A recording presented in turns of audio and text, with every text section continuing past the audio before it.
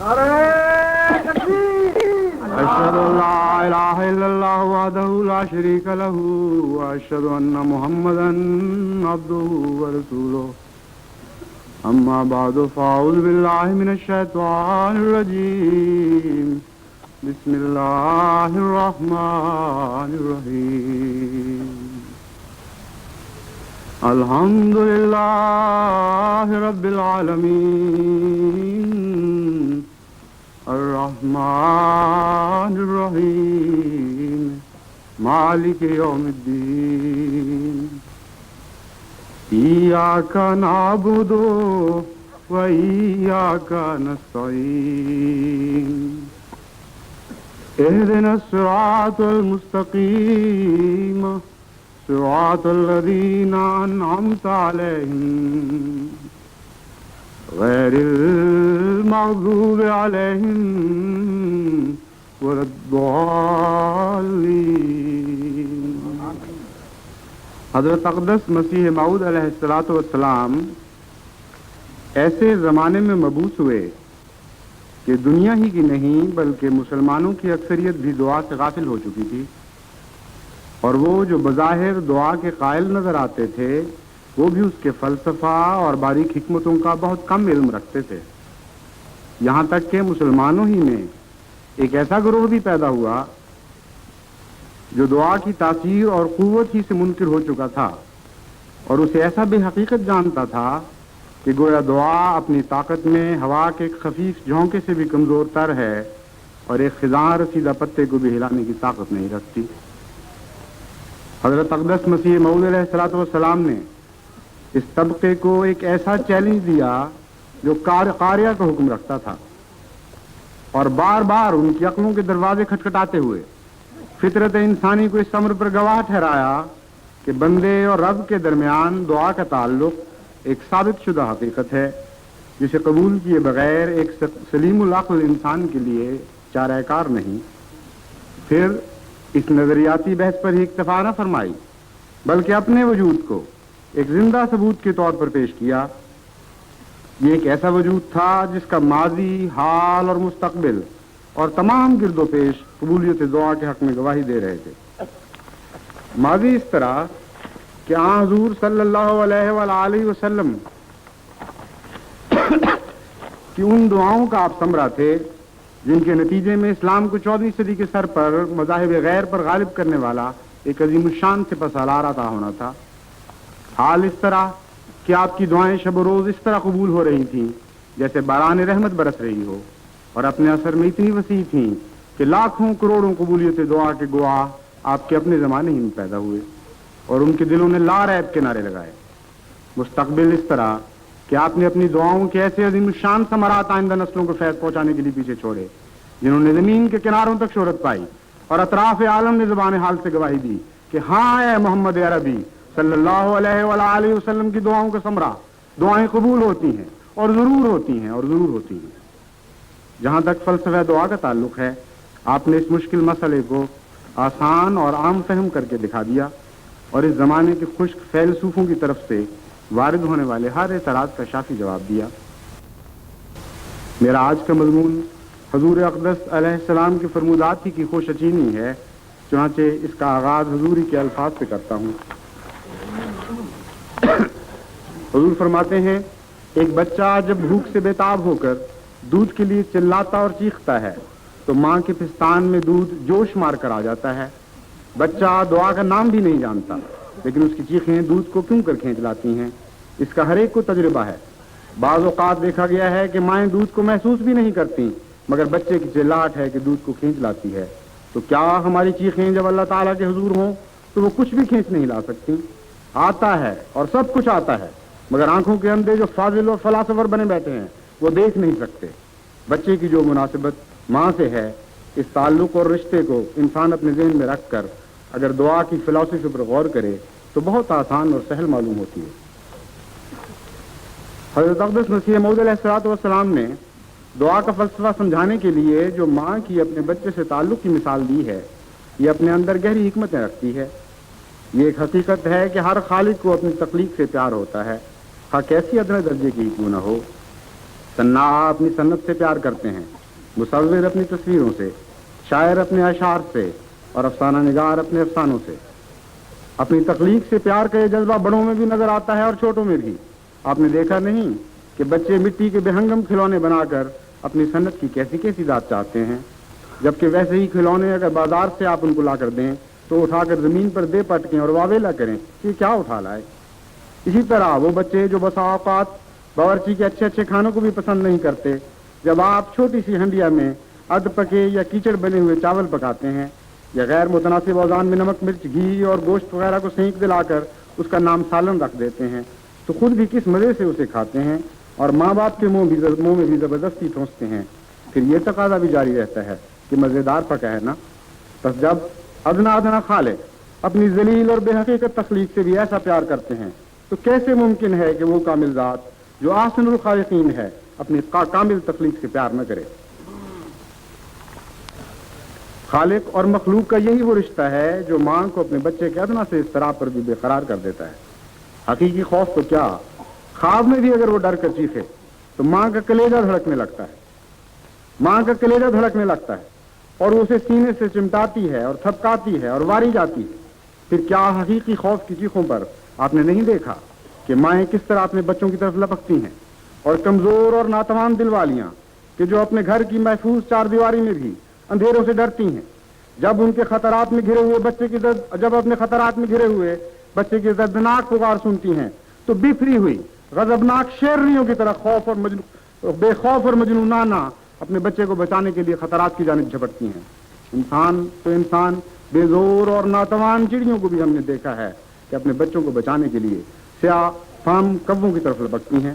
پس تخلیق کے چھوٹے چھوٹے ادنا اور حقیر رشتے اگر مجازی مخلوق کی پکار پر خالق کے دل میں قبولیت کا یہ جوش پیدا کرتے ہیں تو کیسے ممکن ہے کہ خالق حقیقی اپنی مخلوق سے ایسا بے نیاز ہو جائے کہ ایک مستقیہ پکار پر اتنی قریب کی آواز نہ دے اور متى نصر اللہ کے جواب میں الا ان نصر اللہ قریب کا مجدہ نہ سنائے؟ نہیں، یہ ہرگز ممکن نہیں۔ مضطر کی چیخ و پکار کو وہ سنتا ہے اور سنتا آیا ہے، اور اس کے وہ بندے جو اس کے سائے عاطفت میں پلتے ہیں اور اسی کی انگلی پکڑ کر چلنے کے عادی ہوتے ہیں، ایسے نڈر اور ایسے بے خوف ہو جاتے ہیں کہ کھلے بندوں اپنے بظاہر بڑے بڑے طاقتور دشمنوں کو بھی بڑی شوکت اور جلال سے للکارتے ہیں کہ سر سے لے کر پاؤں تک وہ یار ہے مجھ میں نہاں، اے میرے بدخواہ کرنا ہوش کر کے مجھ سے بات۔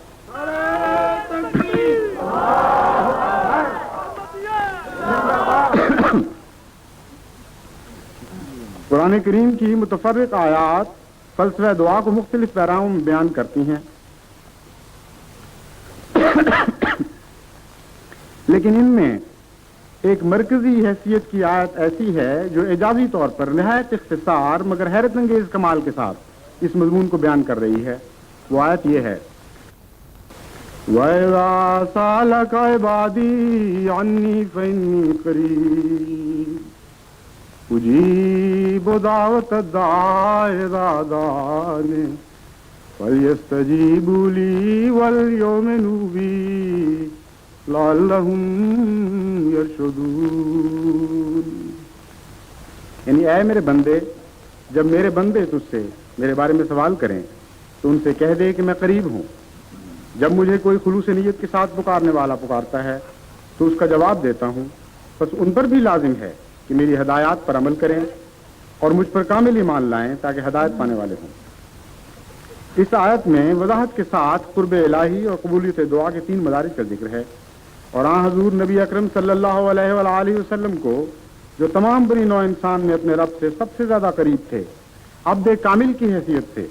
اس امر پر معمور فرمایا گیا ہے کہ وہ اپنے رب کی طرف سے تمام دیگر بندگان خدا کو ایک مجدہ وصل عام سنا دیں۔ اس آیت کے پہلے حصے کا تعلق اس پہلو سے بلا امتیاز مذہب و ملت تمام بنی نوع انسان سے ہے کہ عبد کا ابتدائی معنی سب پر صادق آتا ہے، اور جہاں تک جسمانی لحاظ سے مخلوق خدا ہونے کا تعلق ہے، شرقی غربی کالے گورے سبھی اللہ تعالیٰ ہی کے بندے ہیں۔ چنانچہ اس پہلو سے حضور صلی اللہ علیہ وآلہ وسلم کو ارشاد ہے کہ اگر میرے بندے میرے بارے میں تجھ سے سوال کریں کہ میں کہاں ہوں، تو ان کا یہ سوال تعجب انگیز ہے، کیونکہ میں تو ہر آن اپنی تخلیق کے پردے میں جلوہ گر ہوں اور ہر لحظہ اپنے ہر بندے کے قریب ہوں۔ بصارت کی آنکھ سے کوئی دیکھنا چاہے تو اپنے ماحول میں، اپنے گرد و پیش میں، اپنے دائیں بائیں، آگے اور پیچھے مجھے قریب دیکھے گا۔ اس پہلو سے قریب کا مفہوم بھی ابتدائی اور عام ہے، اور اس میں وہ روحانی اور حقیقی قرب مراد نہیں جو حقیقی عباد اللہ کو اپنے رب کے ساتھ نصیب ہوتا ہے۔ اسی ابتدائی مگر عام روایت الہی کا ذکر کرتے ہوئے حضرت نواب مبارکہ بیگم صاحبہ علامہ اقبال کے ایک شعر کے جواب میں فرماتی ہیں: تیری آنکھ میں میرا نور ہے، مجھے کون کہتا ہے دور ہے، مجھے دیکھتا جو نہیں ہے تو، یہ تیری نظر کا قصور ہے۔ مجھے دیکھ طالب منتظر، مجھے دیکھ شکل مجاز میں کہ ہزاروں سجدے تڑپ رہے ہیں تیری جبین نیاز میں۔ مجھے دیکھ رفعت کوہ میں، مجھے دیکھ پستی کاہ میں، مجھے دیکھ عز فقیر میں، مجھے دیکھ شوکت شاہ میں۔ نہ دکھائی دوں تو یہ فکر کر کہیں فرق ہو نہ نگاہ میں۔ مجھے دیکھ طالب منتظر، مجھے دیکھ شکل مجاز میں کہ ہزاروں سجدے تڑپ رہے ہیں تیری جبین نیاز میں۔ مجھے ڈھونڈ دل کی تڑپ میں تو، مجھے دیکھ روئے نگار میں، کبھی بلبلوں کی صدا میں سن،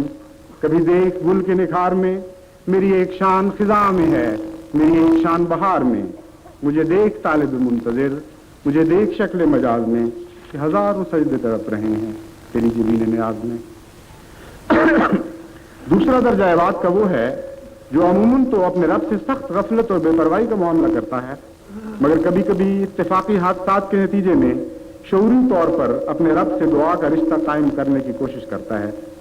اس گروہ کے متعلق بھی، جس میں حقیقی ابدیت کی صفات شاذ و نادر اور نہایت خفیف طور پر ظاہر ہوتی ہیں، اللہ تعالیٰ کا اجیب دعوت دائے کا وعدہ اسی نسبت اور اسی حد تک پورا ہوتا ہے۔ تیسرا درجہ عبد ہونے کا آخری درجہ ہے، جس کے حصول کی راہ آیت کے اس حصے میں دکھائی گئی ہے کہ فَلْيَسْتَجِيبُوا لِي وَلْيُؤْمِنُوا بِي لَعَلَّهُمْ يَرْشُدُونَ، یعنی اے میرے کامل بندے، میرے ادنا اور خام بندوں کو جب وہ میرے بارے میں سوال کریں یہ بتا دے کہ وہی ہوں میں جو اپنی تخلیق کے پردے میں ہر جگہ جلوہ گر ہوں۔ اگر تم صاحب نظر ہو تو میرے قرب کا احساس کیے بغیر تمہارے لیے چارہ نہیں۔ پھر تم یہ شعوری طور پر بھی جب کبھی اضطراب کی کیفیات میں کامل خلوص کے ساتھ پکارا کرتے ہو تو میں وہی ہوں جو تمہیں قبولیت کے رنگ میں جواب دیتا ہوں۔ بس میرے جلووں کے ان عام مشاہدات کے بعد اگر تم چاہتے ہو کہ میرے حقیقی عبد بنو اور حقیقی قرب کا تعلق مجھ سے جوڑو تو اس کا طریق یہ ہے تم میرے فرمان اور ہدایات کے مطابق اپنی زندگی کے اطوار چلاؤ اور میرے مومن بندوں کی صف میں آ کھڑے ہو۔ اگر تم ایسا کرو تو یقیناً میرے صاحب رشد بندوں کے گروہ میں شمار کیے جاؤ گے۔ بس جیسا کہ مضمون کی تدریج و تسلسل ظاہر ہے کہ تیسرا گروہ بندگان خدا کا وہ ہے جو عبودیت کی مذکورہ شرائط کو پورا کرتا ہے اور حقیقی معنوں میں لفظ عبادی کا مصداق ٹھہرتا ہے، اور اسی حد تک قرب الہی اور قبولیت دعا کا وعدے کا بھی اہل قرار دیا جاتا ہے۔ بس آئیے اب ہم الگ الگ ان تینوں گروہوں کے حالات کی سیر کر کے دیکھیں کہ کس کس حد تک بندگان خدا عبد بننے کا حق ادا کرتے اور اس کے مطابق قرب الہی کے کیا کیا نظارے دیکھتے ہیں۔ پہلی قسم عبادت کی وہ ہے جس کا قبل ازیں ذکر کیا جا چکا ہے کہ وہ محض ماضی تخلیق کی حد تک اپنے خالق سے ایک غیر شعوری تعلق رکھتی ہے اور شعوری طور پر نہ تو اس کی طرف متوجہ ہوتی ہے نہ اس کی کبھی ضرورت سمجھتی ہے۔ یہ عبد کا کم از کم معنی ہے جو بلا استثناء ہر انسان کے حق میں پورا ہوتا ہے۔ تو اسی نسبت سے قرب و خدا بندی کا کم از کم وعدہ صرف ظاہری معنوں میں ان عبادت کے حق میں پورا کیا جاتا ہے، یعنی جب وہ اپنی ضروریات کے لیے مادی دنیا میں کوشش کرتے ہیں تو ہمیشہ اپنے خالق کو ان کوششوں کا جواب دینے کے لیے قوانین قدرت اور مخفی خزائن کی صورت میں اپنے قریب پاتے ہیں۔ جیسا کہ قبل ازیں بیان کیا جا چکا ہے، رب رحمان کے ساتھ ابدیت کے ایک وسیع اور ابتدائی تعلق سے یہ گروہ بھی اسی طرح استفادہ کرتا ہے جس طرح حقیقی عباد اللہ اور اس پہلو سے تمام عباد اللہ بلا امتیاز مذہب و ملت، نیک و بد، صغیر و کبیر اپنے خالق سے برابر فائدہ اٹھاتے ہیں۔ اس دودھ ہی کو دیکھ لیجئے جو بچے کی آہو پکار پر ماں کی چھاتیوں میں اترتا ہے، کیا یہ اس کی ذاتی کوشش یا محنت سے آتا ہے؟ ہرگز نہیں، بلکہ دودھ کے نظام کا ماں کو عطا ہونا اور بچے کی طلب پر اس کا اچھلنا، یہ سب خدا تعالیٰ کے پیدا کردہ ایسے قوانین کی تابع ہوتا ہے جنہیں خدا تعالیٰ نے پیدا ہوتی ہوئی کائنات کے خمیر میں اس وقت گوندا تھا جب ابھی نہ کسی ماں کا وجود تھا نہ کسی بچے کا۔ بس خدا گواہ ہے کہ اگر بصیرت کی آنکھ سے دیکھا جائے تو جب کبھی کسی بچے کے بلکنے پر ماں کی چھاتیاں دودھ سے بھر جاتی ہیں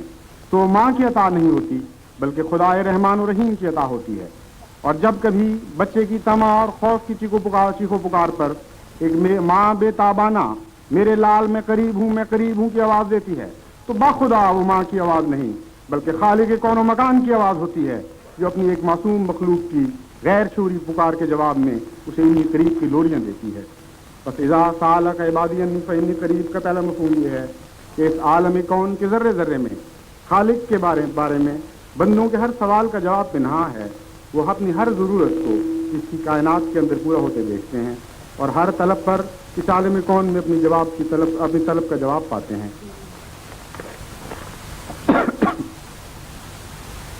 انہی قریب کا دوسرا مفہوم یہ نظام کائنات خواہ کیسا ہی مکمل کیوں نہ ہو اور قیامت تک کے لیے ہی خواہ اس میں تمام ضروریات حیوانی اور انسانی مہیا کیوں نہ کر دی گئی ہوں اور خواہ ذرہ ذرہ اس عالم کا ایک کامل خالق کی طرف بے تابانہ اشارے کیوں نہ کر رہا ہو اور عقل بھی ان اشاروں کو دیکھ کر خلاق وجود باری تعالیٰ کی قائل کیوں نہ ہو جائے، پھر بھی یہ سوال پیدا ہوگا کہ کہیں ایسا تو نہیں کہ ایک دفعہ اس عظیم اور کامل نظام کی تخلیق اور ترتیب کے بعد اور اسے ارتقاء کی راہ پر ایک ابدی حرکت کا دھکا دے کر ہمارا خالق ہم سے غافل اور بے نیاز ہو گیا ہو؟ کہیں وہ قصہ تو نہیں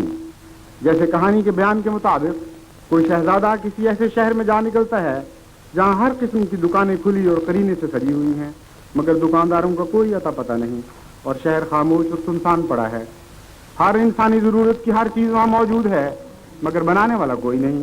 اور کوئی نہیں جو ان کی نگرانی کرے یا گاہک کے سوالات کا جواب دے۔ یہ دنیا کہیں ویسا ہی شہر خاموشہ تو نہیں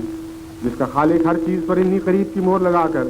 آپ کہیں عرش مولا کی رفعت و روح ہو چکا ہو اور یہ سمجھ کر کہ بندے کی ضرورتیں تو سب پوری کر چکا اس کے انفرادی دکھ سکھ اور ثواب و گناہ سے ہمیشہ کے لیے بے نیاز ہو گیا ہو۔ اس سوال کا جواب یہ ہے کہ ہمارا خالق ہم سے کبھی ایک لمحے کے لیے بھی جدا نہ ہوا ہے نہ ہوگا اور اس کا ہم سے تعلق محض تخلیق کامل کے واسطے ہی سے نہیں بلکہ ہر متلاشی حق کو ایک زندہ موجود اور قادر و توانا ہستی کے طور پر مل سکتا ہے، مگر شرط یہ ہے کہ تعلق کے اس نئے میدان میں بھی طلب اور مطلوب کا وہی قانون لاگو ہوگا جو اس سے پہلے دور پر لاگو تھا اور جس طرح ماضی دنیا میں اپنے خالق کی تلاش اور اس سے فیضاب ہونے کے لیے مسلسل جستجو اور خلوص اور انتھک محنت کی ضرورت تھی، اسی طرح اپنے خالق کو ایک زندہ اور متکلم ہستی کے طور پر پانے کے لیے بھی انہی خصائل کا ہونا ضروری ہے۔ کیا آپ نے دیکھا نہیں کہ ماضی دنیا میں طلب کا ہاتھ پھیلانے والے کیسی کیسی محنتیں کرتے اور مشقتیں اٹھاتے ہیں اور سائنسدانوں کی دنیا کیسی سخت جانی اور کاوش کی دنیا ہوتی ہے۔ اسی طرح صفت رحمانیت کے بعض اوقات صفت رحمانیت کے ظہور کے طور پر خدا تعالیٰ اپنے ایسے مضطر بندوں کی التجائیں بھی قبول فرما لیتا ہے جو عام حالات میں تو اپنے رب سے کوئی رشتہ بندگی نہیں جوڑتے اور سخت غفلت اور بے پرواہی کی زندگی بسر کرتے ہیں، مگر جب اندھیرے ان کو چاروں طرف سے گھیر لیتے ہیں اور موت بے نقاب ہو کر ان کی طرف ہر سمت سے بڑھتی ہے تو اس وقت انہیں اپنے رب کے تصور میں دور کی ایک امید اور روشنی کی کرن دکھائی دیتی ہے اور وہ اسے مستربانہ اپنی مدد کے لیے پکارتے ہیں، حالانکہ قبل ازیں ان کی زندگیوں کی دلچسپیوں میں اس خدا کا کوئی وجود نہ تھا۔ تب اللہ تعالیٰ بغیر کسی استحقاق کے محض فضل کے طور پر ان کی دعاؤں کو بھی سنتا اور قبول کرتا ہے، لیکن جیسا کہ ان کا یہ رجوع اللہ بندگی کا تعلق عارضی اور اتفاقی ہوتا ہے، اسی طرح قبولیت سے دعا کا وعدہ بھی ان کے حق میں اتفاقی واقعات کے طور پر رونما ہوتا ہے، اور جس طرح یہ بے وفا بندے اپنی جسمانی نجات کے بعد اپنے رب کو پھر بھلا دیتے ہیں، اسی طرح ان کا رب بھی انہیں فراموش کر دیتا ہے اور بندگی کی فہرست سے ان کا نام کاٹا جاتا ہے۔ چنانچہ قبولیت دعا کے اس فلسفے کو بیان کرتے ہوئے اللہ تعالیٰ فرماتا ہے هو الذي يسيركم في البر والبحر حتى إذا كنتم في الفلك وجرينا بهم بريح طيبة وفرحوا بها جاءتها ريح عاصف وجاءهم الموج من كل مكان وظنوا أنهم محيط بهم دعوا الله مخلصين له الدين لئن أنجيتنا من هذه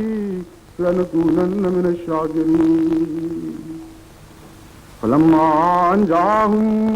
إذا هم يبغون في الأرض بغير الحق۔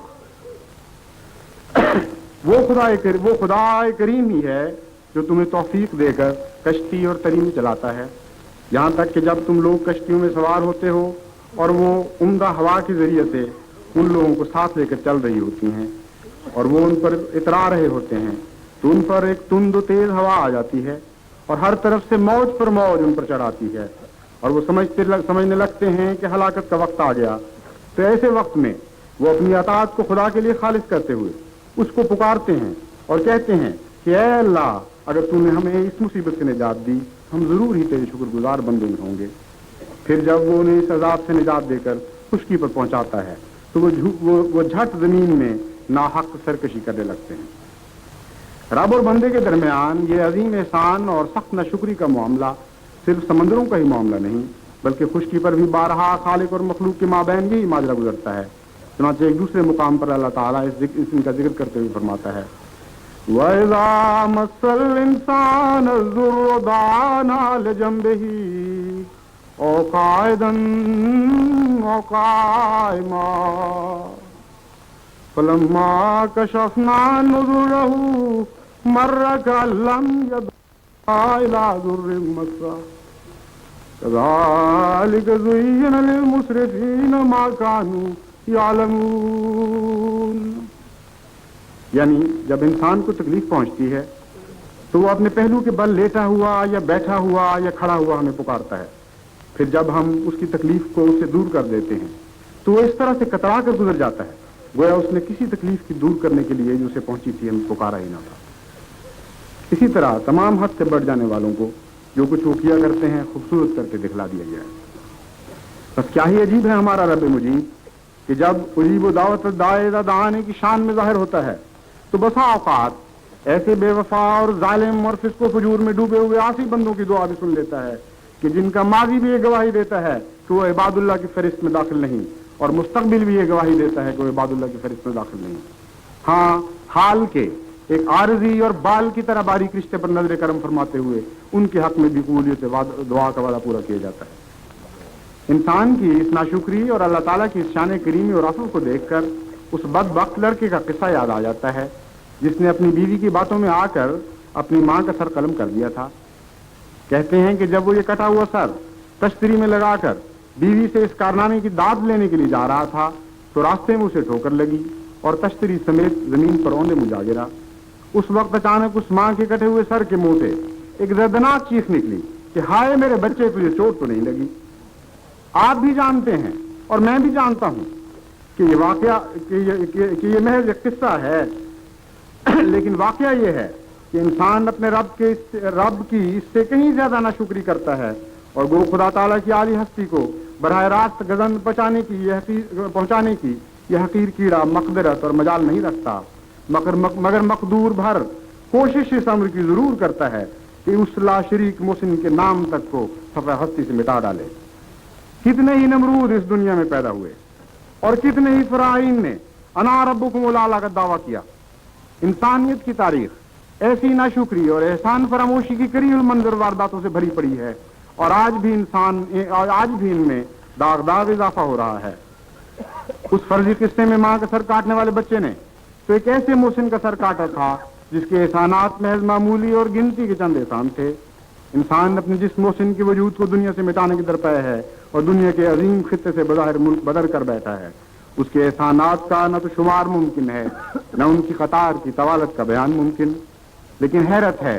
کہ احسان فراموشی کی اس انتہائی کری ارتکاب کے باوجود یہ بدبخت انسان، یہ خدا کی ہستی کا مذاق اڑانے والا اور اسے اپنے فانی اور مجازی مملکت سے بزوں میں خود نکال باہر کرنے والا نمرود بھی جب خود ایسی مصیبتوں میں گرفتار ہو جاتا ہے جو اسے چاروں طرف سے گھیر لیتی ہیں اور اس کی کشتی پہاڑوں کی طرح بلند لہروں اور تہو بالا کر دینے والی خوفناک اور تند ہواؤں کے تھپیڑوں سے عدم اور وجود کے درمیان ہچکولے کھانے لگتی ہے، اور اس کی فطرت میں سویا ہوا الستو بربکم قالوا بلا کا افسانہ جاگ اٹھتا ہے اور وہ بے اختیار اپنے اس رب کو پکارتا ہے، تو سنو کہ خدا گواہ ہے اور خدا کا کلام گواہ ہے کہ بسا اوقات اس کے حق میں بھی یجیب المضطر اذا دعانے کا وعدہ پورا ہوتا ہے اور آسمان سے اس کی بدنی میں نجات کا فرمان اترتا ہے۔ بس بتاؤ کہ اس فرضی ماں کے سوا جس کا سر بچے کی ٹھوکر پر بے قرار ہوا تھا، کیا ہے کوئی ماں جو اس مشرق کو مہربان خدا سے زیادہ حلم اور رحم اور بے پناہ شفقت کے نمونے دکھا سکے؟ نہیں نہیں کوئی نہیں کوئی نہیں کوئی نہیں، وہ تو سب رحمتوں اور سب برکتوں کا سرچشمہ ہے۔ خدا کی قسم، ماؤں کی چھاتیوں نے رحمت کا دودھ اس بحر رحمانیت کے گھاٹ سے بھرا، اور سب حلم اور رفع پہ سلوک کرنے والوں نے اسی کے حلم اور رفع کے بے کنار سمندر سے جود و کرم کا پانی دیا۔ سب کریم اور جواد، سب بخشش اور عطا کرنے والے اسی کے در کے بھکاری اور سوالی اور اسی کی صفات حسنہ کے ٹکڑوں پر پڑ رہے ہیں۔ اس سے بڑھ کر درگزر کرنے والا کوئی نہیں، نہ دوست، نہ عزیز و اقارب، نہ ماں، نہ باپ۔ اس سے زیادہ پیار کرنے والا اور مصیبتوں میں گرے ہوئے کی التجائیں سننے والا کوئی نہیں،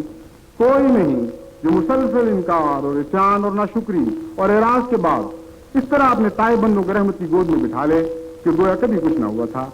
وہ انہیں گود میں بٹھائے اور محبت اور پیار کی باتیں ان سے کرے اور سینے سے لگاتے ہوئے کہے کہ اے میری رحمت کی گود میں بیٹھنے والے، میں تو کب سے تیرا منتظر تھا۔ دیکھ میری آغوش تیرے لیے وہاں ہے، اور دیکھ میں تیری راہ اس طرح دیکھتا رہا جیسے تپتے ہوئے صحرا میں دوپہر کو سستانے والا مسافر جس کی پانی اور زیادہ راہ سے لدی ہوئی اونٹنی گم ہو جائے اور وہ اس کی واپسی کی راہ دیکھ رہا ہو۔ پھر اے میرے بندے، میں تیرے چلے آنے سے ایسا خوش ہوں جیسے وہ پیاس سے تڑپتا ہو مسافر اچانک اپنی اس گمشدہ اونٹنی کو پالنے کے بعد اف، اے رحیم و کریم آقا، اے محبت اور پیار اور غفران کے بحر بے قراں، اے وہ کہ جس کی رحمت اور بخشش حدود کی قیود سے آزاد ہیں۔ ہاں، اے کرم خاکی کو سینے سے لگانے والے، اپنے عاجز اور ذلیل اور حقیر بندوں کو اس پیار اور اس شان سے نوازنے والے، اے رفیع الشان ربنا الاعلی، اے سب پیاروں سے بڑھ کر، اے سب پیاروں سے بڑھ کر پیارے، اے جان بخش آقا، بتا کوئی کیسے تجھ پر جان نچھاور کرے۔ آئیے اب ہم تیسرے درجے کے عباد کے حالات پر نظر کرتے ہیں جو حقیقی معنوں میں عباد اللہ ہیں، اور دیکھتے ہیں کہ خدائے قریب مجید کیسے کیسے پیار کے ساتھ ان کے قریب ہوا اور کس کس شفقت اور رحمت اور کریمانہ نوازشات کے ساتھ ان کی تضرعات کو سنا، اور کس طرح اپنے آسمان سے خود ان کی دنیا میں اتر آیا اور انہیں کے قلوب اور سینوں کا اپنا عرش بنا لیا۔ یہی وہ حقیقی عباد اللہ ہیں جن کے حق میں قبولیت دعا کے تمام وعدے اپنی تمام شان کے ساتھ پورے ہوئے، اور یہی وہ حقیقی بندگان خدا ہیں جنہیں ان کا رب بڑے پیار کے ساتھ کبھی تو عباد الرحمن کے محبت بھرے القاب سے یاد فرماتا ہے اور کبھی عباد اللہ المخلصین کہہ کر ان کا ذکر کرتا ہے۔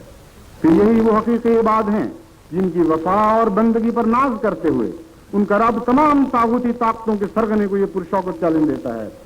وَاسْتَفْزِلْ مَنِ اسْتَطَعْتَ مِنْهُمْ بِصَوْتِكَ وَأَجْلِبْ عَلَيْهِمْ بِخَيْلِكَ وَرَجْلِكَ وَشَارِكْهُمْ فِي الْأَمْوَالِ وَالْأَوْلَادِ وَعِدْهُمْ وَمَا يَعِدُهُمُ الشَّيْطَانُ إِلَّا غُرُورًا إِنَّ عِبَادِي لَيْسَ لَكَ عَلَيْهِمْ سُلْطَانٌ وَكَفَىٰ بِرَبِّكَ وَكِيلًا۔ اور ہم نے کہا کہ اے شیطان، جا ان میں سے جس پر تیرا بس چلے اسے اپنی آواز سے فریب دے کر اپنی طرف بلا اور اپنے سواروں اور پیادوں کو ان پر چڑھا لا اور ان کے مالوں اور اولادوں میں ان کا حصے دار بن اور ان سے جھوٹے وعدے کر اور پھر اپنی کوششوں کا نتیجہ دے۔ شیطان جو بھی وعدے کرتا ہے فریب ہی کے لیے اسے کرتا ہے، لیکن سن کہ جو میرے بندے ہیں ان پر ہرگز تیرا تسلط نہیں ہو سکتا، اور اے میرے بندے محمد، تیرا رب کارسازی میں تیرے لیے کافی ہے۔ یہ ہے وہ خوش بخت عباد الرحمان کا گروہ جو قبولیت دعا کے وعدے کا حقیقی مصداق ہے، لیکن یہ گمان کر لینا بھی خطا ہے کہ محض خشک صالحیت کا جامع پہن لینا ہی قبولیت دعا کے لیے کافی ہے۔ واقعہ یہ ہے کہ یہ تو عشق و محبت کا ایک زندہ اور پیش در پیش تعلق ہے۔ یہ کیسے ممکن ہے کہ بندہ تو کن کے مقام پر کھڑا ہو جائے اور معبود فیکونوں کے انتظام میں مصروف رہے؟ یہ تو دو طرفہ ناز و نیاز کا تعلق ہے، اور عجیب در عجیب افسانہ ہجر و وصل اور مناجات اور زاری اور قدم تھامنا اور قدم چومنا، کبھی ماننا اور کبھی منوانا، یہ تمام واردات فلسفہ دعا کی کنوں میں شامل ہیں۔ قبولیت دعا کے آداب کا مضمون بہت ہی وسیع ہے، اور اس کا احاطہ کرنا ایک ناقص العلم انسان کے بس کا روگ نہیں۔ بھلا کون ہے جو ان اداؤں کا احاطہ کر سکے جو معشوق کو پسند آتی ہیں اور اس شاخ کی قسمت سنوارنے کے موجب بنا کرتی ہیں۔ بس آج کی محفل میں محض نمونتاً جستہ جستہ بعض بنیادی آداب دعا کا ذکر کروں گا جو دعا کی قبولیت میں نہایت اہم کردار ادا کرتے ہیں۔ انہیں میں سے ایک یقین کامل ہے۔ جب تک دعا وہ بندہ اپنے رب کی لامتناہی قوتوں پر کامل ایمان نہ رکھتا ہو اور یہ یقین نہ رکھتا ہو کہ میرا رب ضرور میرے حال پر رحم فرمائے گا، دعا میں وہ قوت اور جان پیدا نہیں ہوتی جو تقدیر الہی کی محرک بنا کرتی ہے۔ چنانچہ حضرت اقدس مسیح موعود علیہ الصلوۃ والسلام اس بارے میں فرماتے ہیں، جب تو دعا کے لیے کھڑا ہو تجھے لازم ہے کہ یہ یقین رکھے کہ تیرا خدا ہر ایک چیز پر قادر ہے، تب تیری دعا منظور ہوگی اور تو خدا کی قدرت کے عجائبات دیکھے گا جو ہم نے دیکھے ہیں، اور ہماری گواہی رویت سے ہے نہ بطور قصہ۔ تیرا خدا وہ ہے جس نے بے شمار ستاروں کو بغیر ستون کے لٹکا دیا اور جس نے زمین و آسمان کو محض عدم سے پیدا کیا۔ کیا تو اس پر بدزنی رکھتا ہے کہ وہ تیرے کام میں عاجز آ جائے گا؟ بلکہ تیری ہی بدزنی تجھے محروم رکھے گی۔ ہمارے خدا میں بے شمار عجائبات ہیں مگر وہی دیکھتے ہیں جو صدق اور صفا سے اسی کے ہو گئے۔ اس غیر متزلزل یقین اور اپنے رب پر حسن ظن کی ایک نہایت پیاری مثال قرآن کریم میں حضرت زکریا کی دعا کی صورت میں بیان کی گئی ہے۔ اللہ تعالیٰ فرماتا ہے، ذکر رحمت ربک عبدہ زکریا اذ نادى ربه نداء خفيا قال رب وهن العظم مني واشتعل الرأس شيبا ولم يكن بدعائك رب شقيا۔ یعنی اے میرے بندے، ہم تیرے رب کی رحمت کا ذکر چھیڑ رہے ہیں، جس کا ایک بندہ زکریا بھی تھا۔ وہ وقت عجیب سوز و گداز کا حامل تھا جب اس نے راز کے پردوں میں اپنے رب کو آواز خفی سے پکارا اور عرض کیا کہ اے میرے رب، میں تو اس حد تک عمر رسیدہ ہو چکا ہوں کہ میری ہڈیاں بھی کمزور پڑ گئیں اور بڑھاپے کی سفیدی سے میرا سر آگ کے شعلوں کی طرح بھڑک اٹھا ہے، لیکن باوجود اس کے اے آقا میرا یقین متزلزل نہیں، کیونکہ آج تک میں تیرے حضور گریہ ازاری کے نتیجے میں شقی اور محروم نہیں رہا۔ یہ نمونہ ہے ان مقبول دعاؤں میں سے ایک دعا کا جو غیر متزلزل یقین اور حسن ظن کے ساتھ عباد الرحمن اپنے رب کے حضور کرتے ہیں۔ پھر بتاؤ بھلا کیسے وہ کریم ذات انکار کرے؟ ایک بوڑھا جس کی ہڈیوں میں دم خم باقی نہیں اور سر کا ایک بال سفید ہو چکا ہے، دعا یہ مانگ رہا ہے، اور خدا معلوم کتنے لمبے عرصے سے مانگ رہا ہے کہ اے میرے رب مجھے ایک صالح بیٹا عطا فرما جو تیری رضا کی راہوں پر چلنے والا اور برگزیدہ ہو۔ عمر کی ہر سانس کے ساتھ ظاہری اسباب کے لحاظ سے قبولیت دعا کا امکان کم تر ہوتا جا رہا ہے، اور بیٹے کی پیدائشی کمرے مہم بن رہی ہے، ہڈیوں کی کمزوری بڑھ رہی ہے اور سر کی سفیدی گاڑی ہو کر آگ کے شعلوں کی طرف بھڑک اٹھی ہے، لیکن یقین کامل پر آنچ تک نہیں آئی۔ اور اللہ اللہ پھر مانگا بھی کس ناز اور ادا کے ساتھ ہے، کس ظلم کے ساتھ کہ آقا بھلا مجھے کیوں یہ وہم آنے لگا کہ میرا بڑھاپا تیری قدرت کاملہ کے اختیار سے بڑھ جائے گا؟ میں تو آج تک تیرے در سے محروم نہیں پھرا، اور کبھی میرے نامے میں یہ بدبختی نہیں لکھی گئی کہ تیری ذات کریم سے مانگ کر خالی ہاتھ لوٹا ہوں۔ اب بتائیے کون ہے جو اس دعا کو رد کر سکے؟ کیا وہ خدا جو سب عطا کرنے والوں سے بڑھ کر عطا کرنے والا ہے؟ کیا وہ خدا جو خود کہتا ہے کہ میرے بندوں مجھ سے مانگو میں عطا کروں گا؟ پھر یہ بھی تو دیکھو کہ یہاں تو مانگنے والا ایک برگزیدہ نبی تھا، کوئی عام بوڑھا نہ تھا۔ خدا کی قسم حضور صلی اللہ علیہ وآلہ وسلم تو یہاں تک فرماتے ہیں کہ میرا رب اتنا فیاض ہے اور ایسی حیا والا ہے کہ جب کوئی بھی عمر رسیدہ بندہ اسے مانگتا ہے تو بسا اوقات اس کے بالوں کی سفیدی سے حیا کھا کر وہ اس کی مراد کو پوری کر دیتا ہے۔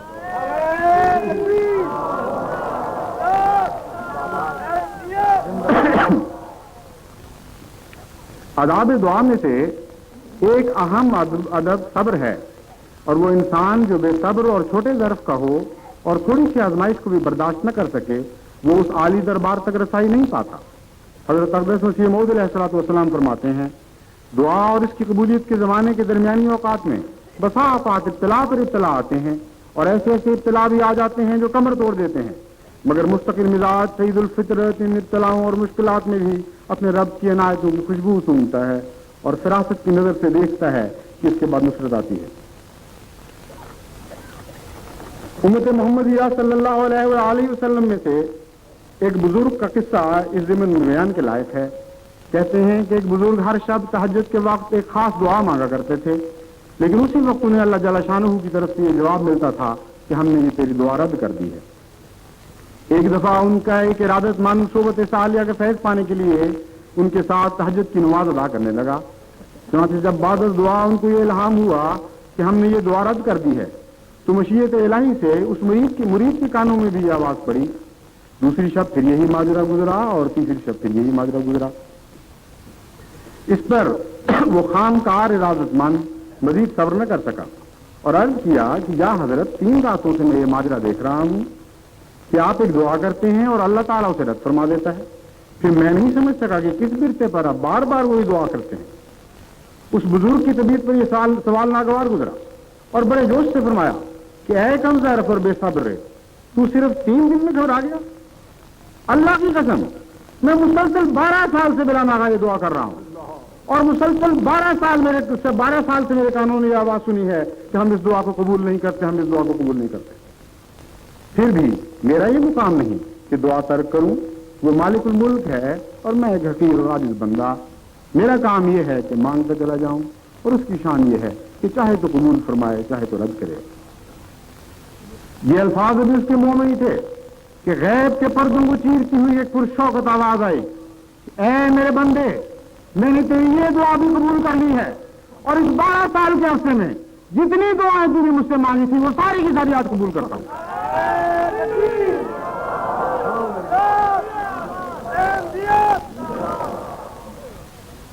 وہ عباد الرحمان جو بسا اوقات اپنے رب کو منوا کر ہی رہتے ہیں، وہ صبر کے ساتھ اپنی دعاؤں میں عاجزی اور فروتنی کو بھی کمال تک پہنچا دیتے ہیں۔ چنانچہ اس امر پر روشنی ڈالتے ہوئے حضرت مفتی موعود علیہ السلام فرماتے ہیں، بس دعاؤں سے کام لینا چاہیے اور خدا تعالیٰ کے حضور استغفار کرنا چاہیے، کیونکہ خدا تعالیٰ غنی اور بے نیاز ہے، اس پر کسی کی حکومت نہیں ہے۔ ایک شخص اگر عاجزی اور فروتنی سے اس کے حضور نہیں آتا تو وہ اس کی کیا پرواہ کر سکتا ہے؟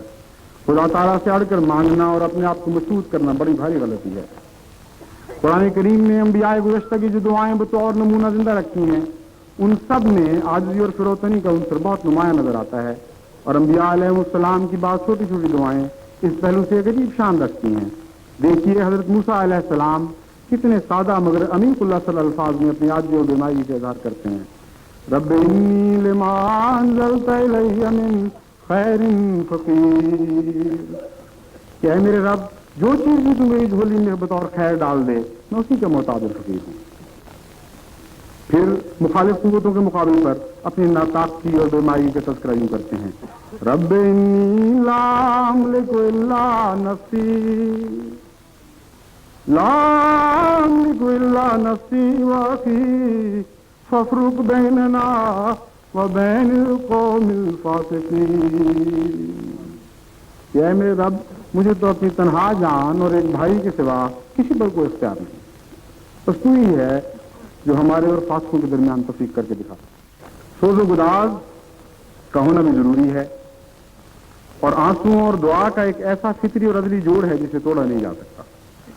انما اشکو بسی وحزنی اللہ کا دل گداز سے قرائے اسی پر درد حقیقت کی طرف اشارے کر رہا ہے، اور بچے کی چیخ و پکار پر ماں کے سینے میں جذبات رحم کا متلاطم ہو جانا بھی کسی کی سچائی کی دلیل ہے۔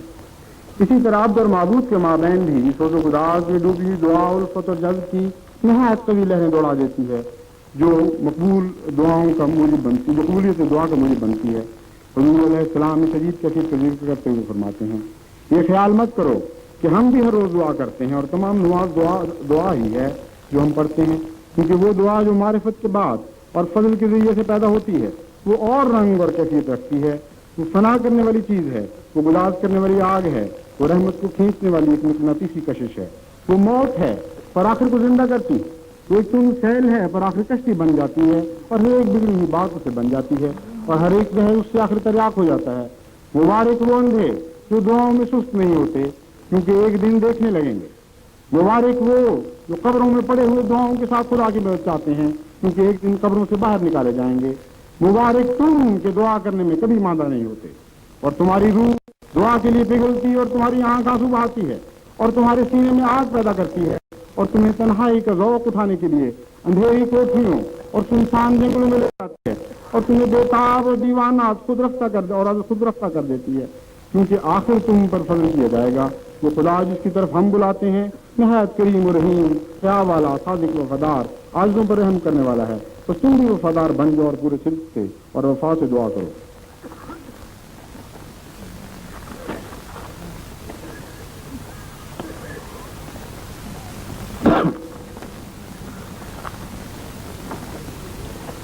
عباد الرحمان کا یہ گروہ جس کے سر پر ہمارے آقا و مولا حضرت رسول اکرم صلی اللہ علیہ وآلہ وسلم کھڑے ہیں، رحمانیت اور ربوبیت کی صفات میں اپنے رب رحمان سے ایسی مشابہت اختیار کر لیتا ہے کہ ذلی طور پر بنی نوع انسان کے حق میں انہیں ربوبیت اور رحمانیت کی چادر پہنائی جاتی ہے۔ رب رحمان کی فیوز کا دودھ انہی کی چیخ و راہ و پکار سے اترتا ہے اور انہی کے واسطے سے اہل طلب میں بڑھتا ہے۔ اگر ان دعائیں نہ ہوتی تو بلا شبہ یہ دنیا فیوز روحانی سے آئی رہ جاتی اور بنی نوع انسان کی سیرابی اور حیا کے لیے کوئی پانی آسمان سے نہ اترتا اور دنیا ایک ایسے ہولناک صحرا میں تبدیل ہو جاتی جس پر لا یعبدکم ربی کی پرہیبت حکومت کاری ہوتی۔ بس لاکھوں درود ہو اس محسن اعظم پر جس کی ربوبیت تمام بنی نوع انسان اور تمام زمانوں کے لیے عام ہو گئی اور وہ مربی اعظم بنا۔ لاکھوں درود ہو اس محسن اعظم پر جس کی رحمت نے ایسا جوش مارا کہ قیود زمانہ اور حدود شرق و غرب سے آزاد ہو گئی اور وہ خدائے رحمان کے ہاتھوں رحمت للعالمین کے منصب پر فائز کیا گیا۔ لاکھوں درود ہو اس محسن اعظم پر جس کی گریہ و زاری آسمان کی رفتوں سے قرآن کا دودھ کھینچ لائی اور جسے رحمتوں کا نہ ختم ہونے والا کوثر عطا کیا گیا۔ باخدا اگر اس کی دعائیں نہ ہوتی تو یہ دنیا ویران ہو جاتی اور عالم روحانیت میں ہر طرف خاک اڑتی پھرتی۔ اگر اس کی دعائیں نہ ہوتی تو آج اس کے تعارف سے زندگی کا نشان مٹ چکا ہوتا۔ اگر اس زندہ کرنے والے کی اس موئی کی دعائیں نہ ہوتی تو یہ دنیا خاک کے تودوں اور بے روح کے چلنے پھرنے والے لاشوں کی دنیا بن جاتی۔ اسلام کا زندگی بخش انقلاب اسی کی دعاؤں کے طفیل آیا اور اسی کی دعاؤں کے طفیل دلوں نے اسے قبول کیا، لیکن یہ ماجرا میری ناچیز اور حقیر اور آسی زبان سے سننے کے لائق نہیں۔ سنو اور غلام احمد کی پاک زبان سے احمد پاک کی مقبول دعاؤں کا تذکرہ سنو۔ وہ جو عرب کے بیرانی ملک میں ایک عجیب ماجرا گزرا کہ لاکھوں مردے تھوڑے دنوں میں زندہ ہو گئے اور پشتوں کے بگڑے ہوئے الہی رنگ پکڑ گئے اور آنکھوں کے اندھے بینا ہو گئے اور گونگوں کی زبان پر الہی معارف جاری ہوئے اور دنیا میں ایک دفعہ ایک ایسا انقلاب پیدا ہوا کہ نہ پہلے کسی آنکھ نے دیکھا اور نہ کسی کان نے سنا۔ کچھ جانتے ہو کہ وہ کیا تھا؟ وہ ایک ثانی فی اللہ کی اندھیری راتوں کی دعائیں ہی تھی۔ کچھ جانتے ہو کہ وہ کیا تھا؟ وہ ایک ثانی فی اللہ کی اندھیری راتوں کی دعائیں ہی تھیں جنہوں نے دنیا میں شور مچا دیا اور وہ عجائب باتیں دکھلائیں کہ جو سنی بے کس سے ماحالات کی طرح نظر آتی تھی۔ اللہم صلی وسلم وبارک علیہ وآلہ بعدد ہم نہیں وغم نہیں بغض نہیں لحاظ الامت وانزل علیہ انوار رحمتک الی العبد۔